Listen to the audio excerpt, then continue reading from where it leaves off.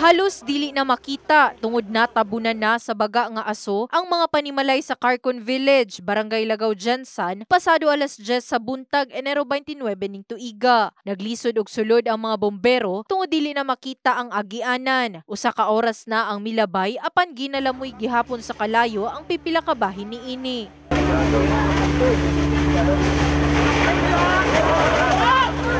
Kita pa sa mga mata sa nasunugan ang trauma sa nahitabong sunog. Anaa matud pa sulod sa panimalay ang usa sa mga biktima nga si Mary Grace Arnoco pagkahitabo niini. Nakadungog matud pa siya og buto dayon aduna nay ni syagit nga sunog.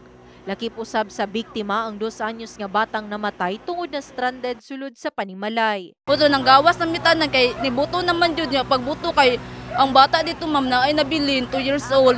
Problema karon sa mga biktima kung paunsa makarecover sa trauma nga naangkon nila. Bisan usa ka butang wala matud pa sila'y nasalbar. Pasalamat po ang mga bata na safety, wala po na unsa. Hala ng balay, makita lang na. Na ano naman, kanang aso na, tapos di ana, nagsyagit na sila tabang na ay sunog. Wala ko nag-expect nga apel daya mong balay. Itong naglaba ko diya, naglaba ko. Nakarat kay nga sunog ang pikas balay. Padulong ang dresa mo, dagan ang pagawas. Maratong nadala na ko na sa planggana kong labunon. Dikit-dikit matud pa ang mga panimalay ug gama kini sa light materials. Giibalwar na usab dayon kung si kinsa man ang mga biktima sa sunog. Temporary usab silang nag-evacuate sa Purok 13 Hall sa Carcon Village, Barangay Lagaw. Safe keep usa ang mga napiktuhan ani ng pamilya. So ako sang gipadala usa sa Purok Hall sa among covered court, ang uban po dalon po nato sa barangay.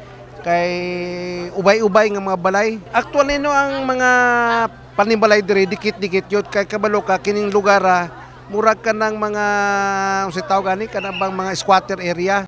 Sa pagkakaroon, nagdeklara na og fire out ang Bureau of Fire Protection kon BFP Jansan. Apan padayon pa nilang ginasuta ang tinubdan sa nahitabong sunog. In the heart of changing lives. Kini si Brigada Liza Labajo sa Brigada News Jansan. Brigada News.